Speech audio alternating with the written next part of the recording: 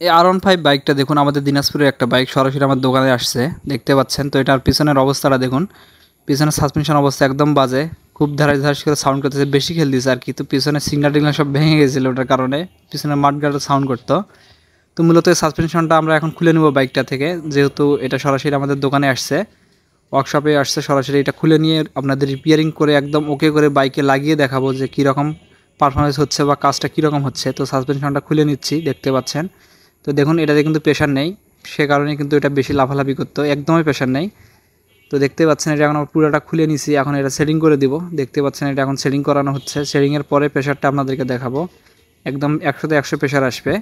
তো যারা আমাদের দোকানের ঠিকানাটা জানতে চান বারবার ফোন করে, তারা আমার ভিডিওর বা পেজের কভার ফটোতে দেখবেন যে একটা ব্যানার আপলোড করা আছে, ওখানে আমাদের ঠিকানা, ফোন নাম্বার সমস্ত কিছু পেয়ে যাবেন।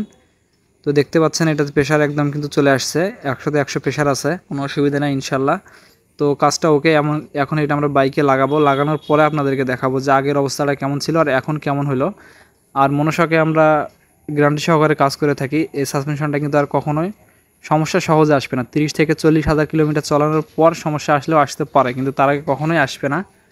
তো দেখতে পাচ্ছেন এটা লাগানো হচ্ছে, তো লাগানো কমপ্লিট। এখন দেখুন সাসপেনশনটা একদম স্মুথ খেলতেছে, আগে কিন্তু অনেক লাফালাফি করতো আর ভিডিওটা একটু স্পিড বাড়ানো ছিল, এখন কিন্তু কমা আছে, তারপরে দেখুন একদম স্মুথ খেলতেছে। তো ভিডিওটা কেমন লাগলো অবশ্যই জানাবেন আর পেজটা আমাদের অবশ্যই ফলো করে দিবেন।